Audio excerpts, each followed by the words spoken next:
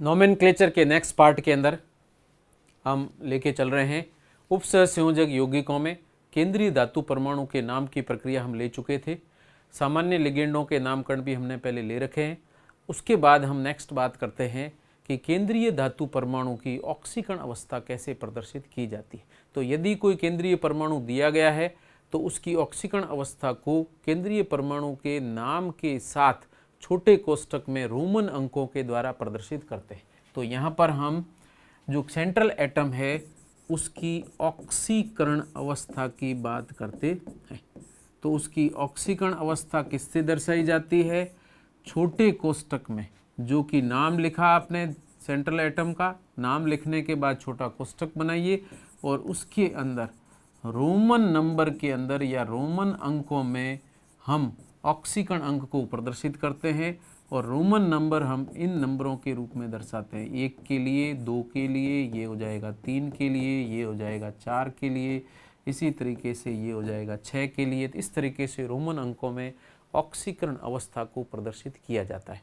सामान्य परिस्थितियों में यदि सेंट्रल एटम जो भी दिया गया है उसकी ऑक्सीकरण अवस्था धनात्मक रूप में है, केंद्रीय धातु धनायन के रूप में अगर लिया गया है, तो यदि ऑक्सीकरण अवस्था धनात्मक है तो हम सामान्य रोमन अंकों का उपयोग करते हैं, या फिर इसकी जगह हम संकुल पर आवेश को भी प्रदर्शित करते हैं। तो लास्ट में जो हमने नाम दे रखा है उसमें संकुल पर आवेश को भी हम प्रदर्शित करते हैं, तो उसको इवेंस बेसिक नंबर कहा जाता है।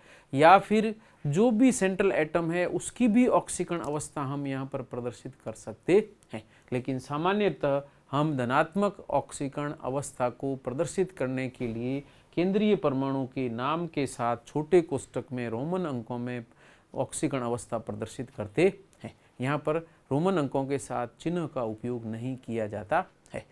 नेक्स्ट में हम बात कर रहे हैं कि इन धातु धनायन के नाम के बाद अब अगर केंद्रीय धातु परमाणु की नाम और ऑक्सीकरण अवस्था की स्थिति स्पष्ट हो जाती है तो यहाँ पर हम एडिटिव नोमेनक्लेचर के रूप में इसका उपयोग करते हैं। यदि हम इसकी जगह योगात्मक नामकरण की जगह यदि हम प्रतिस्थापी नामों का उपयोग करें तो तरीका अलग रहता है, या फिर यदि हम इसकी जगह किसका उपयोग कर सकते हैं, इसकी जगह कॉन्जुगेटेड या फिर जो नाम आपके आ रहे हैं उसमें कंपोजिशनल नोमेनक्लेचर का उपयोग कर सकते हैं। कंपोजिशनल नोमेनक्लेचर के भी मैं एग्जांपल लूँगा, लेकिन अभी हम सामान्य प्रक्रिया की बात कर रहे हैं। अलग अलग तरह के हम 3 नामों का उपयोग करते हैं, तीनों नामों को मैं यहाँ पर प्रदर्शित करूँगा। अभी मैं सिंपल सी बात कर रहा हूँ कि धातु धनायन का नामकरण करने के लिए छोटे कोष्ठक में रोमन अंकों के रूप में उसकी ऑक्सीकरण अवस्था प्रदर्शित की जाती है। एक और चीज़ ध्यान रखना, अगर संकुल आयन के रूप में दिया गया है, यदि मैं FeCN होल 6 और ऊपर 4 माइनस आवेश के रूप में इसको प्रदर्शित करता हूँ, तो ऐसी स्थिति के अंदर यहाँ पर इसका यदि नाम लिखा जाता है तो चूंकि लिगेंड की संख्या 6 है तो इसको हम लिखते हैं हेक्सा। एक ही लिगेंड है, CN ऋणावेशित है, तो इसको लिखा जाता है साइनिडो, हेक्सा साइनिडो। और उसके बाद में केंद्रीय धातु परमाणु का नाम Fe के अंदर संकुल आयन पर आवेश ऋणात्मक है, तो संकुल आयन में उपस्थित धातु के नाम के साथ 8 अनुलग्न लगाकर लिखते हैं, और 8 अनुलग्न सामान्यतः लेटिन नाम के साथ लगाएं तो इसका नाम हो जाएगा फेरेट। फेरेट में इस केंद्रीय धातु परमाणु की ऑक्सीकरण अवस्था यदि ज्ञात करनी हो तो उस ऑक्सीकरण अवस्था को हम यहाँ ब्रैकेट में लिखेंगे। तो सर्वप्रथम ज्ञात कैसे करनी है, तो सबसे पहले देख लीजिए ये आयन है, आयन पर निश्चित आवेश है, तो यहाँ पर इस आयन में जितने भी लिगेंड और धातु परमाणु हैं इन सभी की ऑक्सीकरण अवस्थाओं का योग 4 माइनस या -4 के बराबर होगा। अर्थात यदि Fe की ऑक्सीकरण अवस्था X है, 6 लिगेंड में CN की ऑक्सीकरण अवस्था होती है -1, ये याद रखनी पड़ेगी, और उसके बाद में इन दोनों का योग या कुल योग -4 के बराबर होगा। अब इसको यदि सरल किया जाए तो X ये हो जाएगा -6 इक्वल टू -4 और X इक्वल टू हो जाएगा -4 + 6 इक्वल टू +2। तो यहाँ इसकी ऑक्सीकरण अवस्था धनात्मक रूप में +2 दी गई है। तो ऐसी स्थिति में हम यहाँ पर रोमन अंकों में 2 को प्रदर्शित करेंगे। इस तरीके से आगे आपको आयन लिखने की आवश्यकता नहीं है। यदि ऑक्सीकरण अवस्था संतुष्ट नहीं होगी तो अपने आप ही इसके ऊपर निश्चित आवेश उपस्थित रहेगा। तो ऐसी स्थिति में ये हो जाएगा हेक्सासाइनिडोफेरेट, और इसका कॉमन नाम भी आपको ध्यान रखना है। यहाँ पर Fe की ऑक्सीकरण अवस्था +2 है और Fe+2 को हम कहते हैं, 2+ को कहते हैं फेरस, ROUS। तो नाम में आप फेरो शब्द यूज करेंगे US हटा के, तो ये हो जाएगा हेक्सासाइनिडोफेरेट की जगह हम फेरो साइनाइड शब्द भी काम में लेते हैं। फेरो लिखना है फेरस के लिए, और अगर यहाँ पर 3- चार्ज होता तो यहाँ पर Fe की ऑक्सीकरण अवस्था हो जाती 3, और ऐसी स्थिति में हम उसका नाम लिखते तो FeCN6 है, और इसके ऊपर यदि 3- आवेश होता तो Fe की ऑक्सीकरण अवस्था होती 3। हम इस रूप में भी प्रदर्शित कर सकते हैं। तो इसका नाम यहाँ पर परिवर्तित हो जाता है यहाँ पे फेरी साइनेट, नाम हो जाएगा फेरिसाइनेट। और फेरिसाइनेट में FeRRI जो लिखा है ये यहाँ पर Fe3+ को प्रदर्शित करता है, और इसके लिए हम शब्द काम में लेते हैं फेरिक। तो फेरिक से आया फेरी और फेरस से आया फेरो, और इस तरीके से नाम लिखा फेरोसाइनाइड और फेरिसाइनेट, फेरोसाइनाइड और फेरिसाइनेट, या फेरिसाइनाइड भी कह सकते हैं। तो फेरोसाइनेट और फेरिसाइनेट के रूप में हम इसका नामकरण करते हैं। ठीक है, तो यही है इनकी साधारण नामकरण की प्रक्रिया जो हम यहाँ पर काम में लेते हैं। नेक्स्ट हम लेते हैं, और वो है केंद्रीय धातु के अलावा जो लिगेंड दिए गए हैं, लिगेंड का नामकरण हमने पहले लिया था। यहाँ पर हम विशिष्ट लिगेंड लेकर प्रदर्शित कर रहे हैं। यहाँ पर विशिष्ट लिगेंड के रूप में एक तो हैप्टिसिटी प्रदर्शित की जाती है। अगर एक लिगेंड जिसके सभी परमाणु सतत रूप से एक साथ केंद्रीय धातु परमाणु को इलेक्ट्रॉन देते हैं या उपसय संयोजक बंध का निर्माण करते हैं, या फिर यदि कोई लिगेंड सेतु लिगेंड के रूप में उपस्थित है तो उसका नामकरण कैसे किया जाता है। तो सिंपल सी यहाँ पर लिगेंड में हम 2 तरह के लिगेंड लेके चल रहे हैं। पहला मैं ले रहा हूँ यहाँ पर सेतु लिगेंड या ब्रीज लिगेंड कहते हैं, और दूसरे में लेके चल रहा हूँ जिसको कहा जाता है पाई बंधित लिगेंड, पाई बंधित लिगेंड। पाई बंधित लिगेंड को प्रदर्शित करने के लिए हैप्टिसिटी का उपयोग किया जाता है। हैप्टिसिटी अर्थात एक केंद्रीय धातु परमाणु सीधे सतत रूप से लिगेंड के कितने परमाणुओं से जुड़ा है उसी को हम हैप्टिसिटी कहते हैं। तो यहाँ पे ध्यान रखना, हैप्टिसिटी के रूप में इसको प्रदर्शित किया जाता है। हैप्टिसिटी क्या है वास्तव में?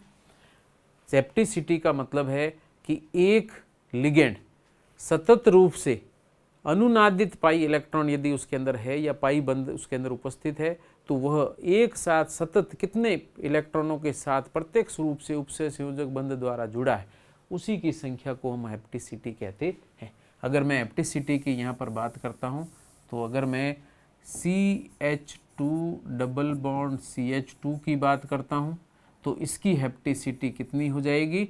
अगर ये उपसय संयोजक किसी परमाणु या धातु परमाणु के साथ उपसय संयोजक बंध बनाता है तो चूंकि पाई बंध से 2 कार्बन जुड़े हुए हैं तो यहाँ दोनों कार्बन सीधे किससे? दोनों कार्बन सतत रूप से सीधे केंद्रीय धातु परमाणु से जुड़े रहेंगे, अर्थात यहाँ पर एथिन जो दिया गया है इसकी हैप्टिसिटी कितनी हो जाएगी? 2 हो जाएगी।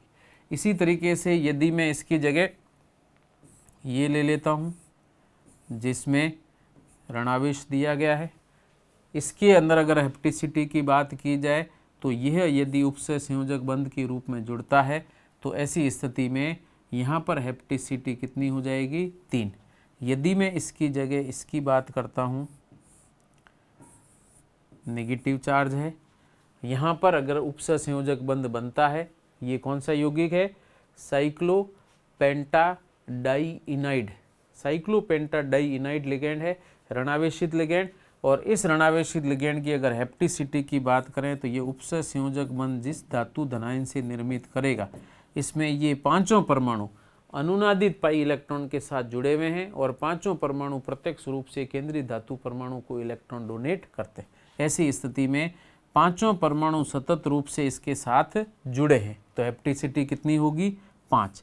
इसी तरीके से यदि मैं बेंजीन वलय की बात करता हूँ और बेंजीन वलय किसी धातु परमाणु से जुड़ा हुआ है, तो यहाँ पर बेंजीन वलय के ये 6 परमाणु सीधे के सीधे केंद्रीय धातु परमाणु क्रोमियम से जुड़े हुए हैं, तो इसकी हेप्टिसिटी कितनी होगी? 6 होगी। तो ऐसी स्थिति में यदि किसी भी संकुल में केंद्रीय लिगेंड एक से अधिक अनुनादित परमाणुओं के साथ जुड़ा है और सतत रूप से ये सभी परमाणु केंद्रीय धातु परमाणु के साथ में उपसह संयोजक बंध बना रहे हैं, तो सतत रूप से जुड़े हुए इन परमाणुओं की संख्या को हेप्टिसिटी कहते हैं।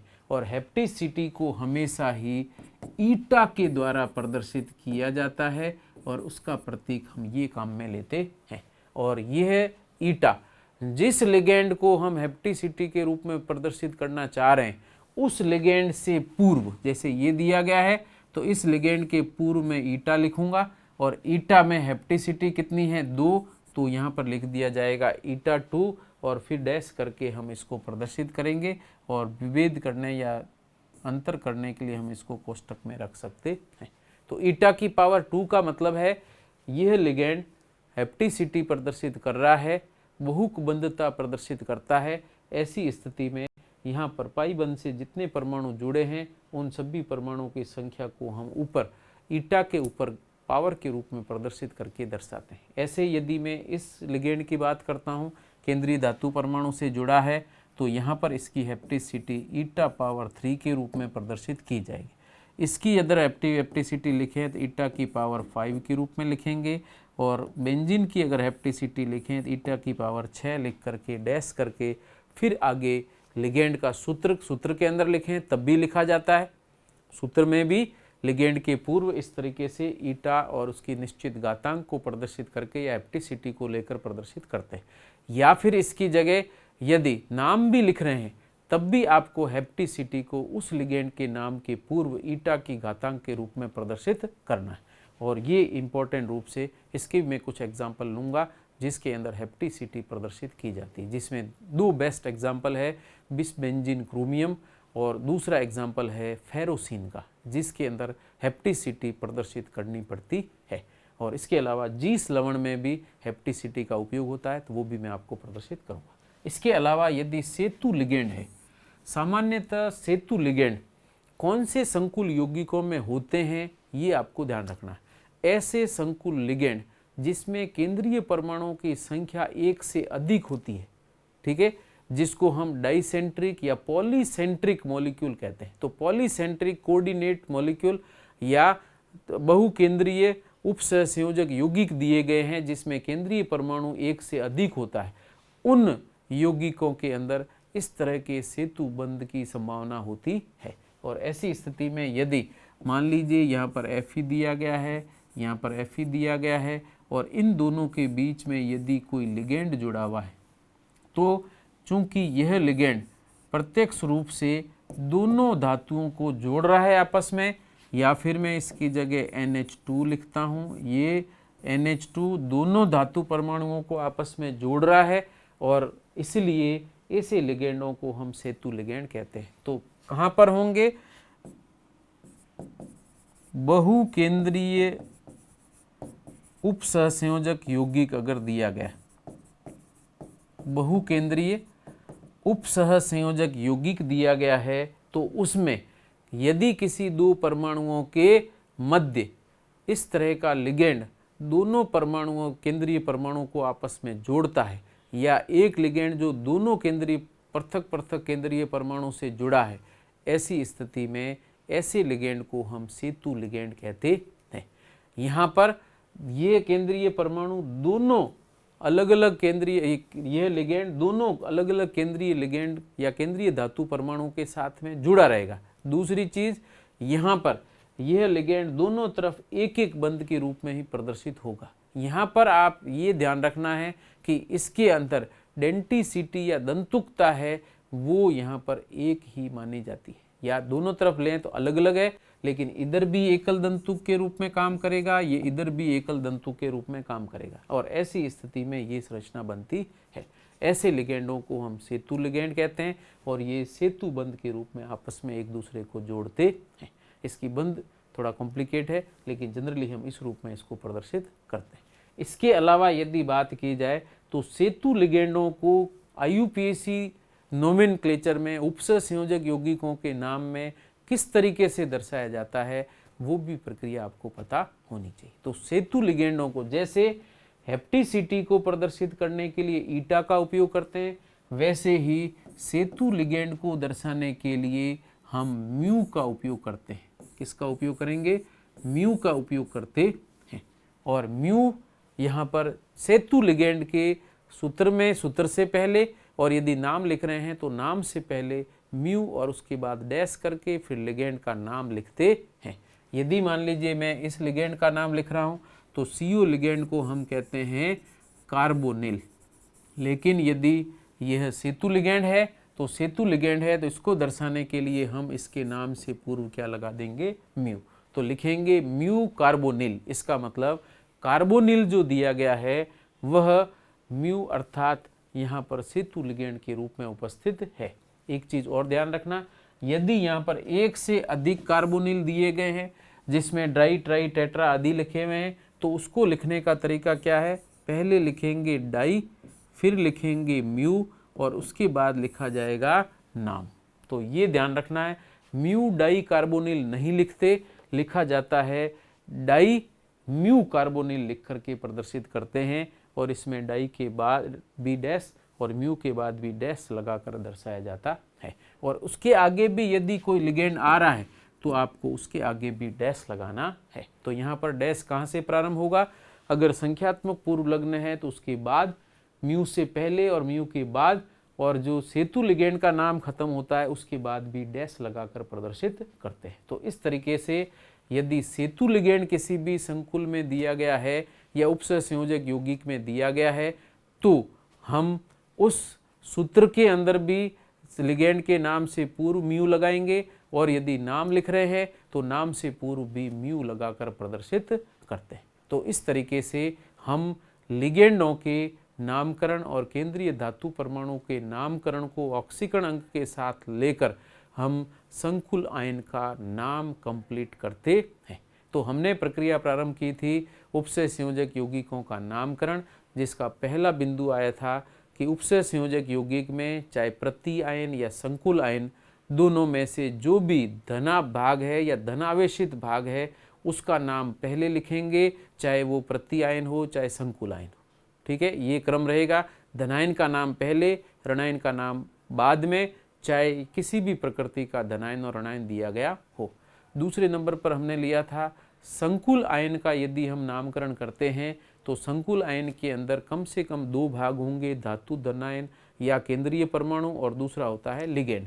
तो इन दोनों में लिगेंड का नाम हमेशा पहले लिखना है अंग्रेजी वर्णमाला के क्रम में, और धातु का नाम उसके बाद में लिखा जाता है। और जब धातु का नाम लिख देते हैं तो धातु के नाम के आगे कोष्टक में उसकी ऑक्सीकरण अवस्था रोमन अंकों में प्रदर्शित की जाती है।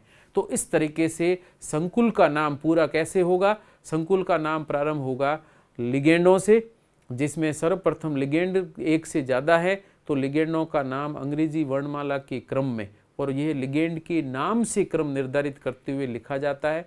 और लिगेंडों के सभी के नामकरण होने के बाद अंत में हम धातु का या केंद्रीय परमाणु का नाम लिखते हैं, और उसके बाद उसकी ऑक्सीकरण अवस्था को छोटे कोष्टक में रोमन अंकों में लिखकर प्रदर्शित करते हैं।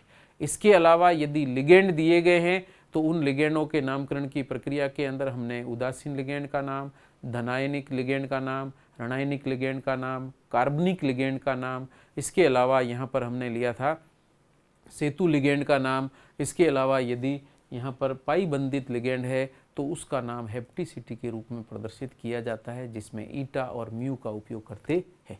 तो इनके नाम की प्रक्रिया यहाँ पर लिगेंड और केंद्रीय धातु और संकुल में जितने पार्ट हैं उन सभी का नाम यहाँ पर कंप्लीट हो जाता है। उसके बाद में यदि आपको पूरे उपसर्ग संयोजक यौगिक का नाम लिखना है तो धन और ऋण भाग का नाम लिख करके उसको प्रदर्शित करते हैं।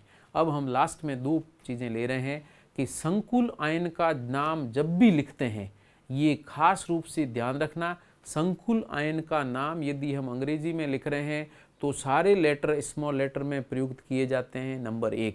नंबर 2, पूरा नाम एक ही शब्द के रूप में लिखा जाता है जिसमें किसी प्रकार का कोई गैप या जगह नहीं छोड़नी। किसका नाम? संकुल आयन का नाम एक साथ लिखना है। प्रति आयन है तो प्रति आयन और इसके नाम के बीच में गैप दिया जा सकता है। बाकी संकुल के अंदर जितने भी लिगेंड हैं उन सभी के नाम और धातु के नाम और आगे ऑक्सीकरण अंक प्रदर्शित करने तक किसी भी प्रकार का कोई गैप नहीं देना, अर्थात एक वर्ड या एक शब्द के रूप में इनका नामकरण किया जाता है। किसका? संकुल आयनों का नामकरण हम एक ही शब्द के रूप में करते हैं, चाहे वो उदासीन लिगेंड है या संकुल यौगिक है तो भी, और अगर सामान्य आवेशित है तो भी उसी तरीके से नामकरण करते हैं। तो उसके लिए मैं एक एग्जाम्पल लेके प्रदर्शित करता हूँ। क्या स्थिति है? इस तरीके से यदि हम नामकरण दर्शाएं तो एक संकुल यौगिक दिया हुआ है NiCO4, इसके ऊपर किसी प्रकार का कोई आवेश नहीं है तो मैं इसका नाम लिखूंगा टेट्रा, नाम लिखा जाएगा। 4 कार्बोनिल लिगेंड है तो इसके लिए संख्यात्मक पूर्व लग्न लिखेंगे टेट्रा। CO लिगेंड का नाम होता है कार्बोनिल। उसके बाद में आता है धातु का नाम, धातु का नाम है यहाँ पर निकल। लेकिन इस नाम के साथ आपको अनुलग्न लगाना या नहीं वो कैसे पता चलेगा? इस संकुल आयन पर आवेश देख लीजिए, कोई आवेश नहीं है, इसका मतलब जो धातु का नाम है उस नाम को अंग्रेजी में लिखना है निकल, इसका सामान्य नाम एज इट इज लिख दीजिए। इसके बाद में निकल की ऑक्सीकरण अवस्था को हम ब्रैकेट में लिखते हैं। यहाँ पर शून्य ऑक्सीकरण अवस्था है तो यहाँ पर हम सिर्फ शून्य लिखते हैं, रोमन अंकों में शून्य शब्द या अंक नहीं होता। तो यहाँ पर आप NiCO4 का पूरा नाम क्या लिखेंगे?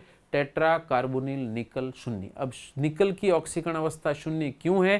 क्योंकि कार्बोनिल पर किसी प्रकार का कोई आवेश नहीं होता है, लिगेंड उदासीन है तो केंद्रीय धातु परमाणु भी उदासीन रहता है, उसकी वजह से या लिगेंड की वजह से उसके ऑक्सीकरण अंक में कोई परिवर्तन नहीं होगा। तो यहाँ पर चूँकि निकल किसी प्रकार का कोई इलेक्ट्रॉन त्यागता नहीं है या ग्रहण नहीं करता, इसलिए इसकी ऑक्सीकरण अवस्था क्या रहेगी? शून्य रहती है। इसी तरीके से यदि मैं एक एग्जाम्पल और लेता हूँ, Na4FeCN6, अगर इस संकुल यौगिक का नामकरण किया जाए तो इस संकुल यौगिक के नामकरण के अंदर क्या करेंगे? 2 भाग हैं। पहला भाग आपको Na3 कर देते, उदासीन हो जाए Na3, और यहाँ पर अगर मैं इसका नामकरण करता हूँ तो यहाँ पर ये प्रति आयन है, ये इसका संकुल आयन है, ये धन भाग है या धनावेशित है, और तो ये वाला भाग अपने आप ही क्या होगा? ऋणावेशित। ऐसी स्थिति के अंदर हम धन भाग का नाम जो कि प्रति आयन है इसका नाम पहले लिखेंगे, और ऋण भाग जो कि संकुल आयन है इसका नाम हम बाद में लिखेंगे। और इन दोनों के नामकरण को हम किस तरीके से दर्शाएं वो प्रक्रिया में आगे लेकर चल रहा हूं। तो उसके लिए हम प्रदर्शित कर रहे हैं, स्थिति देखना। प्रति आयन धन भाग है, नाम लिखेंगे तो यहाँ लिखा जाता है स्मॉल लेटर से शुरू करेंगे सोडियम। प्रति आयन का नाम खत्म हो गया है तो गैप देंगे, गैप देने के बाद में संकुल आयन का नाम प्रारंभ होगा, थोड़ा गैप दे करके स्मॉल लेटर में लिखेंगे हेक्सा। लिगेंड का नाम है साइनाइड तो इसको ऋणावेशित होने के कारण साइनिडो लिखा जाएगा, और उसके बाद में धातु का नाम है F, लेटिन नाम से प्रदर्शित किया गया है।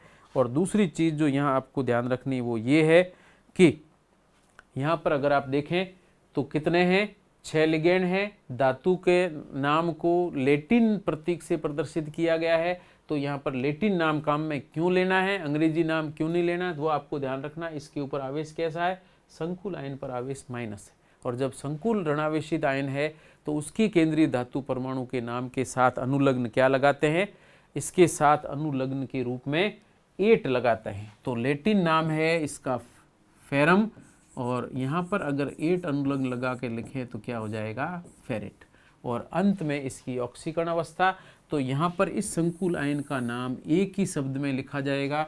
ऑक्सीकरण अवस्था यदि करेंगे तो इसके ऊपर 3 माइनस आवेश है, 3 कम हो जाएगा तो Fe पर आवेश आ जाएगा कितना 3, तो ऑक्सीकरण अवस्था हम ब्रैकेट में लिखेंगे 3।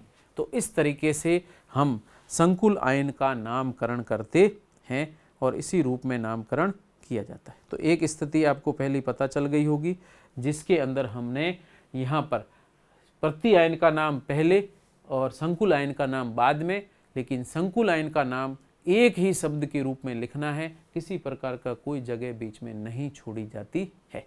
इसी तरीके से यदि इसका नाम और तरीके से लिखा जाए तो भी हम इसको प्रदर्शित कर सकते हैं, ठीक है। और अलग तरीके से प्रदर्शित करने के लिए मैं यहाँ पर 2 मेथड काम में ले रहा हूँ। एक के अंदर तो नाम में कोई परिवर्तन नहीं करना है, दूसरा एक में नाम परिवर्तित नहीं करें तो एज इट इज नाम लिखेंगे, लेकिन लास्ट के अंदर जो ऑक्सीकरण अंक है इसकी जगह हम किसका इस्तेमाल कर सकते हैं, संकुल आयन पर जो आवेश है इस आवेश को भी प्रदर्शित कर सकते हैं। और संकुल आयन पर आवेश यदि ज्ञात करें तो सोडियम यहाँ पर 3 धनावेश है, तो इसके ऊपर उदासीन करने के लिए संकुल पर आवेश कितना होगा 3 माइनस का। तो ऐसी स्थिति के अंदर हम यहाँ पर जब जिसका नाम लिखेंगे तो इसके अंत में ब्रैकेट में जैसे हमने 3 ऑक्सीकरण अंक लिखा इसका, उसकी जगह संकुल आयन का आवेश भी लिख सकते हैं। और यहाँ पर आवेश कितना है 3 माइनस, तो ब्रैकेट में हम 3 माइनस भी प्रदर्शित कर सकते हैं। ये इमेंस बेसेट नंबर कहलाते हैं और यह नाम भी प्रचलित है, IUPAC के अंदर मान्य है और यह नाम भी लिखा जा सकता है।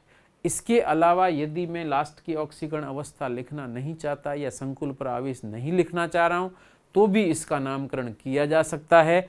और उसके नामकरण में अब आपको कौन सा नाम लिखेंगे, ये जो नाम हमने लिखे हैं ये योगात्मक पद्धति के रूप में लिखे गए, लेकिन यदि मैं इसकी जगह इसके कंपोजिशनल नाम को लिखना चाहता हूँ या संगठनात्मक नाम लिखना चाहता हूँ तो हम सीधे संख्या का उपयोग करेंगे। तो प्रति आयन है इसकी भी संख्या लेकर के प्रदर्शित कर सकते हैं और ऐसे नामों को हम कहते हैं संगठनात्मक नाम या कंपोजिशनल नोमेनक्लेचर कहा जाता है। जैसे हम PCl3 का नाम संगठनात्मक रूप में लिखें तो फास्फोरस ट्राइक्लोराइड लिखा जाता है। उसी तरीके से अगर मैं इसको लिखता हूँ तो इसको लिखा जाता है ट्राई सोडियम और उसके बाद में हेक्सासाइनिडोफेरेट, लेकिन इसमें ऑक्सीकरण अवस्था लास्ट वाली नहीं लिखेंगे। तो ट्राई सोडियम लिखने के बाद में एक शब्द में हेक्सासाइनिडोफेरेट नाम एज इट इज़ पूरा लिखा जाता है और उसके बाद में ऑक्सीकरण अंक लिखने की आवश्यकता यहाँ पर नहीं है। तो यहाँ पर आप ऑक्सीकरण अंक न भी लिखें तो भी सही है और बिना ऑक्सीकरण अंक लिखे हम संगठनात्मक या कंपोजिशनल नोमेनक्लेचर कर सकते हैं। लेकिन सामान्य परिस्थितियों के अंदर यहाँ पर सबसे ऊपर वाले नामों का सर्वाधिक उपयोग किया जाता है, लेकिन आप 3 में से कोई भी नाम लिखें तो भी सही मानते हैं। तो इस तरीके से ये IUPAC के रेड बुक में जो एग्जाम्पल्स दिए रखे हैं उन एग्जाम्पल्स के आधार पर जो जो यौगिकों के नामकरण के तरीके प्रचलित हैं वो मैं यहाँ प्रदर्शित कर रहा हूँ। तो इस तरीके से यहाँ पर लिगेंड में और धातु धनायन के नाम, संकुल का नाम, सारी प्रक्रिया कंप्लीट करने के बाद नाम लिखने का तरीका क्या है वो आपको बता दिया। इसके अलावा एक शब्द में नाम लिखते समय क्या क्या सावधानियां रखनी है वो भी मैं साथ में प्रदर्शित करता हूं। यदि मैं एक शब्द में नाम लिख रहा हूं, जो भी संकुल या उपसर्ग संयोजक यौगिक है उसका नाम जब संकुल आयन के रूप में या संकुल आयन का नाम यदि एक शब्द में लिख रहे हैं तो ऐसी स्थिति में आपको ध्यान रखना है उस एक शब्द के अंदर अर्थात संकुल आयन के अंदर जो लिगेंड दिए गए हैं उनकी स्थितियां जो प्रदर्शित कर रहे हैं उसमें यदि आप डाई शब्द काम में ले रहे हैं जैसे डाई क्लोरिडो तो इसके बीच में भी कोई गैप नहीं होगा। दूसरा, यदि मैं यहाँ पर टेट्रा अमेमिन लिखता हूँ तो यहाँ पर 2 ए लिखे जाएंगे एक साथ, वो भी सही है। एक नहीं लिखना है, दोनों लिखने। तो टेट्रा एमेमिन में टेट्रा का ए भी आएगा, एमेमिन का ए भी आएगा, क्योंकि इसका नाम भी अंग्रेजी वर्णमाला क्रम निर्धारण के अंदर हम ए प्रयुक्त कर रहे हैं। ऐसी स्थिति में ए भी आना चाहिए और उधर टेट्रा का पूरा ए भी आना चाहिए। तो यहाँ पर दो ए एक साथ हैं तो दोनों ए एक साथ लिखने हैं। इसके अलावा यदि हम संख्या लिख रहे हैं या स्थिति लिख रहे हैं या कोई और प्रतीक काम में ले रहे हैं तो उनके लिए आपको डैश का उपयोग करना है। जैसे यदि मैं म्यू लिख रहा हूँ सेतु लिगेंड के लिए तो उसके बाद डैश लगाना है। इसके आगे भी यदि कोई नाम लिखा हुआ है संकुल के अंदर लिगेंड का नाम तो आगे भी डैश लगाना है। इसी तरीके से यदि हेप्टिसिटी ये प्रदर्शित कर रहे हैं तब भी हम डैश का उपयोग करेंगे और हेप्टिसिटी की संख्या को ऊपर लिख करके प्रदर्शित किया जाता है। तो इस तरीके से हेप्टिसिटी भी आपको ध्यान में रखनी है। एक और सावधानी रखेंगे, यदि संख्यात्मक पूर्व लग्न में इसकी जगह बिस, ट्रिस या टेट्राकिस का उपयोग किया जाता है तो लिगेंड का नाम बिस के बाद छोटे कोष्टक में रखकर प्रदर्शित करेंगे। आप बीच में बिस, ट्रिस और टेट्राकिस और उसके बाद में जो ब्रैकेट स्टार्ट हो रहा है उसके बीच में किसी प्रकार का कोई हाइफन या डैश प्रयुक्त नहीं करना है, अर्थात इनको लिंकेज के रूप में कुछ भी नहीं लिखना। ये अपने आप ही एक ही समूह के रूप में प्रदर्शित होता है, आपको गैप यहाँ पर बिल्कुल भी प्रदर्शित नहीं करना। तो इस तरीके से संकुल के जो नाम लिख रहे हैं उनमें यह प्रक्रिया काम में ली जाती है। यदि किसी संकुल का नाम कोष्टक में लिख रहे हैं, क्योंकि ये लिगेंड का नाम कोष्टक में लिख रहे हैं, लिगेंड का नाम बड़ा है तो आप उसमें अगर संख्यात्मक शब्दों का या संख्या अंकों का उपयोग कर रहे हैं तो वहाँ पर सामान्य IUPAC के नियम आपको ध्यान में रखने हैं कि यदि 2 अंक लिखे गए हैं तो 2 अंकों के बीच में कॉमा, अंक और शब्द के बीच में डैश का उपयोग किया जाता है। तो इस एक भी आपको ध्यान में रखते हुए इनके नामकरण करने हैं। जो सामान्य हम ऑर्गेनिक केमिस्ट्री के अंदर जो ऐसे काफ़ी लिगेंड हैं जो ऑर्गेनिक कार्बनिक लिगेंड है, कार्बनिक लिगेंडों का नाम हम यहाँ लिख रहे हैं तो उनके अंदर जो भी प्रतिस्थापी है उनकी स्थिति को लिखते समय अंकों के बीच में डैश का, ये अंकों के बीच में कॉमा का, और अंक और शब्द और अंक के बीच में डैश का उपयोग करते हैं। और उसी रूप में यहाँ पर संकुल का नाम एक ही शब्द में लिखकर प्रदर्शित किया जाता है। इसके अलावा यदि आपको संकुल यौगिक या संकुल या उपसर्ग संयोजक यौगिक समावयवी के रूप में दिए गए, किस रूप में दिए गए? समावयवी के रूप में, तो ऐसी स्थिति में यहाँ पर यदि संरचना समावयवी है तो नाम में कोई परिवर्तन नहीं होगा, क्योंकि संरचना समावयवियों के नाम अलग अलग होते हैं। लेकिन यदि त्रिविम समावयवी दिया हुआ है तो आपको त्रिविम समावयवियों के लिए त्रिविम समावयवी या कह सकते हैं स्टीरियो आइसोमर्स दिए गए हैं। तो स्टीरियो आइसोमर्स के लिए आपको, चूंकि स्टीरियो आइसोमर या त्रिविम समावयवियों के अंदर दोनों समावयवियों का नाम एक ही होता है, इसलिए उन दोनों में विभेद करने के लिए हम इनके साथ शुरुआत में ही विशिष्ट पूर्व लग्न का उपयोग करते हैं, जिसमें हम 2 प्रकार के समावयवी लेके चल रहे हैं। पहला है ज्योमेट्रिकल आइसोमर्स अर्थात ज्यामितीय समावयवी, और दूसरे आते हैं ऑप्टिकल आइसोमर्स। अगर ज्यामितीय समावयवी दिए गए हैं और यदि ज्यामितीय समावयवियों के अंदर समान प्रकार के प्रतिस्थापी लिगेंड निश्चित ज्यामिति के अनुसार निकटतम स्थितियों पर है तो समकक्ष या सिस का उपयोग करेंगे, और यदि आमने सामने विपरीत स्थितियों में है तो हम ट्रांस का उपयोग करते हैं। अब ये कैसे लगाना है, कौन सी स्थितियाँ सिस होगी, कौन सी ट्रांस होगी, कौन सी ज्यामिति के अंदर सिस ट्रांस का उपयोग किया जाएगा, वो प्रक्रिया में बाद में प्रदर्शित करेंगे। इसमें हम सिंपल सी बात कर रहे हैं, ज्यामिति समावयवी है तो या तो हम सिस शब्द का उपयोग करते हैं या फिर प्रतिस्थापी या लिगेंड केंद्रीय परमाणु के आमने सामने की स्थितियों पर है तो वहाँ पर हम ट्रांस का शब्द का उपयोग करते हैं। तो समान प्रकार के लिगेंड निकटवर्ती स्थिति पर है सिस, समान प्रकार के लिगेंड आमने सामने स्थित है केंद्रीय धातु परमाणु के, तो उसके नाम से पहले ट्रांस शब्द का उपयोग किया जाता है। और यदि हम अंग्रेजी के अंदर टाइप में लिखते हैं तो इनको इटैलिक्स में लिखा जाता है और इनके आगे डैश लगाना जरूरी है। जैसे यदि मैं एग्जाम्पल लिखता हूँ इसका, PT Cl2 NH3 whole twice bracket बंद। ये यदि दो प्रकार के समावयवी रूपों में पाया जाता है, सिस और ट्रांस में, यदि इसका नाम लिख रहा हूँ सिस में, तो आगे आपको सिस करके डैश लिखना है। फिर लिगेंडों के नाम, सूत्र में भी ध्यान रखना, सी से लिगेंड का प्रतीक दिया गया है, लिगेंड का प्रतीक N से दिया है।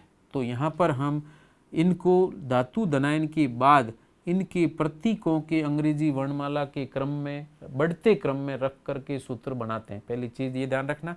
दूसरा, इनका नाम लिखते समय इनके नामों के अंग्रेजी वर्णमाला के क्रम के रूप में नामकरण किया जाता है। तो चूंकि NH3 का नाम एमेमीन A से शुरू होता है, C का नाम क्लोरो C से शुरू होता है, ऐसी स्थिति में इसका नाम पहले लिखा जाएगा एमेमीन, संख्या आपको उसके साथ में जोड़नी है। क्रम निर्धारित करते समय हम उनकी लिगेंडों की संख्या को प्रयुक्त नहीं करते, जैसे टेट्रा, डाई, ट्राई, तो इनके टी, डी आदि का उपयोग हम स्थिति या क्रम निर्धारित करने में नहीं करेंगे। केवल लिगेंड के नाम का पहला अक्षर या दूसरा अक्षर लेकर के ही हम अंग्रेजी वर्णमाला के क्रम का निर्धारण करेंगे, उसी क्रम में लिगेंडों के नाम लिखे जाते हैं। जैसे मैं यहाँ लिखता हूँ, तो 2 एमेमीन है, तो ए के आधार पर निर्धारण किया, ए से नाम आ रहा है पहले लिखेंगे, सी से आ रहा है बाद में लिखेंगे। इसके संख्यात्मक पूर्व लग्न के रूप में 2 हैं, तो इसको लिखा जाएगा डाई, स्मॉल लेटर से शुरू करना, तो डाई एमेमीन, AMMINE, डाई एमीन। फिर आ रहा है 2 क्लोरीन है, तो एक ही संकुल आयन का नाम है, तो इसको गैप दिए बिना लिखना है, डाई क्लोरीडो, ऋणावेशित लिगेंड है डाई क्लोरीडो। फिर धातु का नाम PT प्लेटिनम, चूंकि संकुल पर कोई आवेश नहीं है तो इसको हम लिखते हैं प्लेटिनम। तो इस तरीके से हमने नामकरण किया। अंत में इसकी ऑक्सीकरण अवस्था लिखेंगे, और यहाँ पर NH3 पर कोई आवेश नहीं है, 2Cl पर -2 आवेश, तो प्लेटिनम पर आवेश होगा +2, ऑक्सीकरण अवस्था 2 है, ब्रैकेट में 2 लिख के प्रदर्शित करेंगे। और ये पूरा नाम सिस के बाद डैश लगा करके जो नाम आ रहा है एक ही शब्द के रूप में लिखा जाएगा। और अगर इसी का दूसरा समावयवी है तो उसके नाम के पूर्व हम लिख देंगे ट्रांस, बाकी के नाम में कोई परिवर्तन नहीं होगा। ऐसे ही ज्यामितीय समावयवियों के अंदर 2 और संख्यात्मक या पूर्व लग्न प्रयुक्त किए जाते हैं, जिसमें 3 लिगेंड अगर एक जैसे हैं तो उन 3 लिगेंडों के लिए हम 2 तरह के पूर्व लग्न प्रयुक्त करते हैं। तीनों लिगेंड एक ही फलक पर है तो उनके लिए शब्द प्रयुक्त किया जाता है फेसियल, तो शॉर्ट में हम इसको FAC नाम से पहले लिखेंगे, अर्थात समान प्रकार के तीनों लिगेंड यदि एक ही फलक के 3 कोनों पर है तो ऐसे ज्यामितीय समावयवी को फेसियल समावयवी कहा जाता है। तो यहाँ पर फेसियल के लिए FAC शब्द काम में लेंगे। फैक, जैसे सिस ट्रांस लिखा ऐसे ही फैक लिख के डैश करके आगे इसका नामकरण करना है। और यदि एक ही लाइन में उपस्थित है तो उसको हम MER के रूप में लिख करके प्रदर्शित करते हैं। तो फैक और मर आइसोमर के रूप में हम इनके पूर्व लग्नों के रूप में इसका नामकरण करते हैं। और इस तरीके से यहाँ पर 3 समान प्रकार के लिगेंडों के लिए हम पूर्व लग्न प्रयुक्त करते हैं। क्लियर है? तो ये FAC और MER और यहाँ पर सिस और ट्रांस ज्यामितीय समावयवियों के लिए पूर्व लग्न प्रयुक्त किए जाते हैं। इसकी जगह मैं ऑप्टिकल आइसोमर लेता हूँ। तो ऑप्टिकल आइसोमर सामान्यतः प्लेन पोलराइज्ड लाइट के रोटेशन के आधार पर हम इनके नाम से पूर्व 2 शब्दों का उपयोग करते हैं। यदि कोई दिया गया समावयवी समतल ध्रुवित प्रकाश या प्लेन पोलराइज्ड लाइट को क्लॉकवाइज डायरेक्शन में घुमाता है तो उसके लिए नाम से पूर्व छोटे कोष्टक में प्लस करके डैश करके लिगेंड संकुल का नाम लिखेंगे, या फिर इस राइट रोटेशन को हम डेक्स्ट्रो रोटेटरी कह रहे हैं तो स्मॉल लेटर D लिख करके डैश के बाद नाम लिख करके समावयवी को प्रदर्शित किया जाता है। इसकी जगह यदि मैं लेफ्ट हैंड रोटेटेड है माइनस घूर्णन कहा जाता है। तो ऐसी स्थिति में इनके नाम से पूर्व माइनस चिन्ह को छोटे कोष्टक में रखकर फिर नाम लिखेंगे, और यदि इसको रोटेशन के आधार पर प्रदर्शित किया जाता है तो ये तो माइनस हो गया, और यहाँ पर रोटेशन के आधार पर मैं लिखूँ तो लीवो रोटेटरी और डैश करके फिर आपको आगे का नाम लिखना है। तो डेक्स्ट्रो रोटेटरी डी से, लीवो रोटेटरी एल से। यहाँ पर कैपिटल डी कैपिटल एल काम में नहीं लेने हैं, स्मॉल लेटर डी और स्मॉल लेटर एल ही काम में लेने हैं। कैपिटल डी एल केवल हम तुलनात्मक नामों के लिए या अपेक्षिक नामकरण करने के लिए प्रयुक्त करते हैं। सापेक्षिक नामकरण के लिए इसका उपयोग किया जाता है, वो केवल ऑर्गेनिक केमिस्ट्री में आएगा। यहाँ पर हम केवल डी और एल स्मॉल लेटर में या फिर प्लस और माइनस छोटे कोष्टक में फिर डैश लगा करके उस संकुल का नाम लिखते हैं। तो इसी प्रकार से हम ऑप्टिकल आइसोमर और ज्योमेट्रिकल आइसोमर के नामकरण करते हैं। इसमें अलग अलग एग्जाम्पल भी लिए जाएंगे, और उसके आपको प्रैक्टिस के सेशन के रूप में हम नेक्स्ट में इन यौगिक और उनके नाम लिखने के लिए क्या क्या तरीके काम में आते हैं, उदाहरण सहित हम इसको प्रदर्शित करेंगे। Thank you so much.